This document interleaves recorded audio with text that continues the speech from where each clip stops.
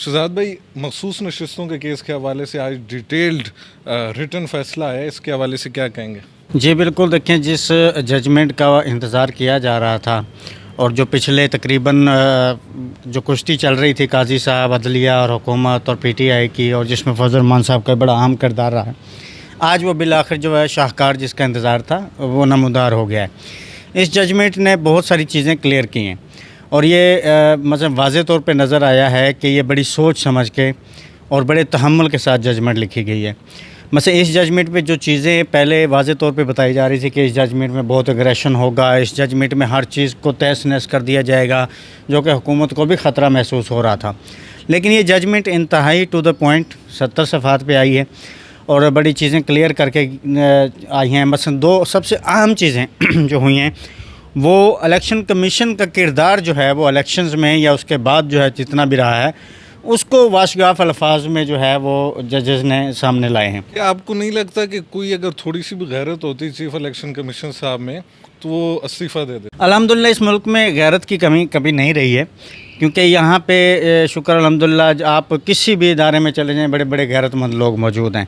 तो ये जो साहब हैं इनकी 25 जनवरी 2025 को मुद्दत पूरी हो रही है, सिकंदर सुल्तान राजा साहब की, और इन 5 सालों में इन 25 जनवरी 2025 को इनके 3-4 महीने हैं, 5 अभी इनकी मुद्दत में। लेकिन कोशिशें अभी से शुरू हो गई हैं कि अगले 5 साल के लिए फिर मुझे लगा दिया जाए, जबकि किसी भी मुल्क की सुप्रीम अदालत ये कह दे कि ये फ़लाँ शख्स फ़लाँ इदारा गैर आइनी काम में मुलव्वस रहा है, ये जो फ़लाँ फ़ैसला था ये इसका गैर आइनी था, जो कि उन्होंने मतलब पाकिस्तान तहरीक इंसाफ को पार्टी ही मानने से इनकार कर दिया था।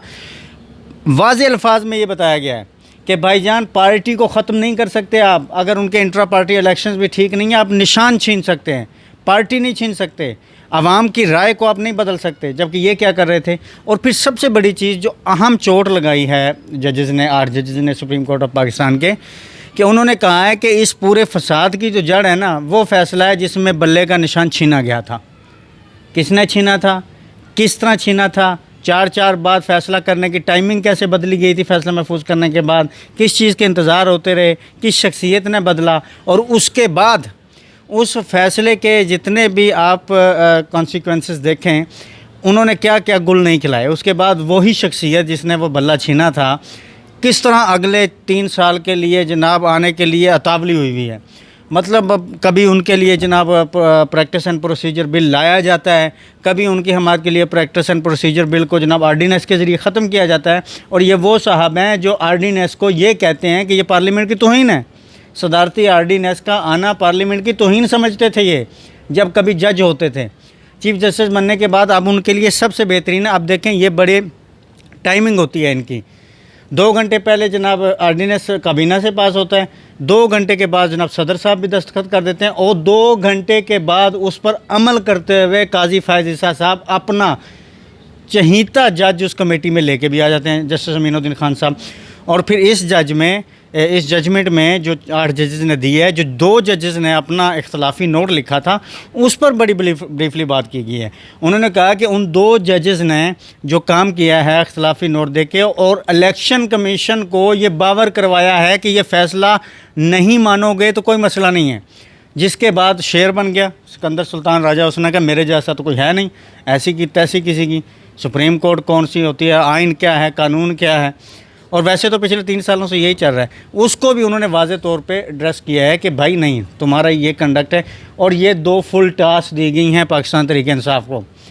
8 जजेस ने 2 फुल टास्क बालें दी हैं। एक जो जजेस पर बात की गई है कि उन जजों ने अपने मनसब से इनहराफ किया है, मिसकंडक्ट में आएगा और रेफरेंस दायर हो सकता है। और इलेक्शन कमीशन पर तो वाज़े तौर पे कहा गया इन्होंने गैर आइनी फ़ैसला किया था, पार्टी के निशान के बाद पार्टी को ही जनाब उन्होंने डीलिस्ट कर दिया।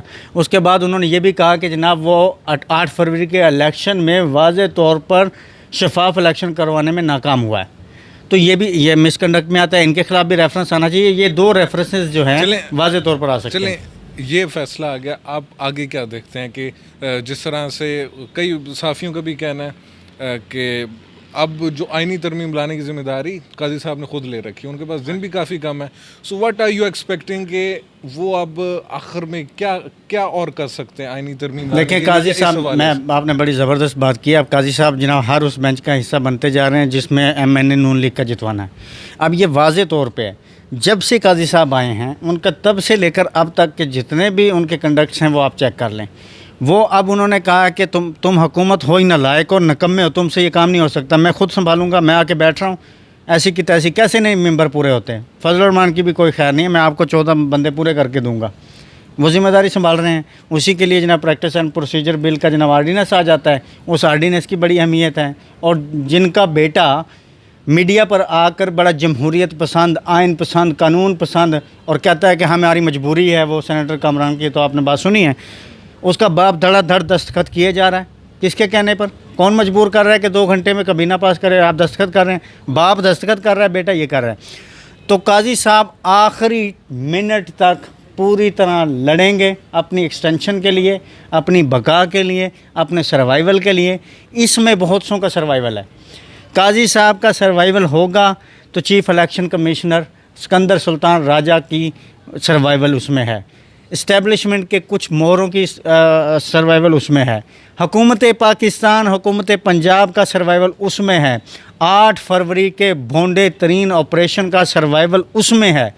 तो इसके लिए ये पूरा सिस्टम जान जोखिम में डालकर पूरी तरह से जोर लगाएगा कि ये हो जाए। अच्छा शहजाद भाई, एंड पे एक क्वेश्चन सिंपली, उसका अपने एक ही वर्ड में हाँ या ना में जवाब देना। As a political analyst what do you think, ये आईनी तरमीम आ पाएगी या नहीं? यस और नो? ये पूरी तरह कोशिश करेंगे, एक बार आएगी सर तोड़ कोशिश की जाएगी। अब अगर तो इस पर अमल होता है जो आज फैसला आया है, जजमेंट आई है, वैसे तो इस जजमेंट में इलेक्शन कमिश्नर के हाथ बांध दिए गए हैं। उन्हें कहा गया है कि बंदे के बच्चों की तरह इस पर अमल करो, वरना आर्टिकल 6 भी तैयार है। आइन शिकनी कहा गया है कि अगर इस पर अमल ना किया गया तो आइन शिकनी होगी। तो आर्टिकल 6 है आइन शिकनी का मतलब। वैसे तो खैर यहाँ पे आइन के मुताबिक इलेक्शंस नहीं हुए, कुछ भी नहीं हुए। आइन वाइन तो पाकिस्तान में खैर खेल है। वो किसी एक महाशय ने कहा था कि ये 4 पेज जो हैं आपके, ये मैं फाड़ के रद्दी की टोकरी में फेंक दूँ, क्या है ये आइन? और उसी के जानशीन सारा कुछ कर रहे हैं।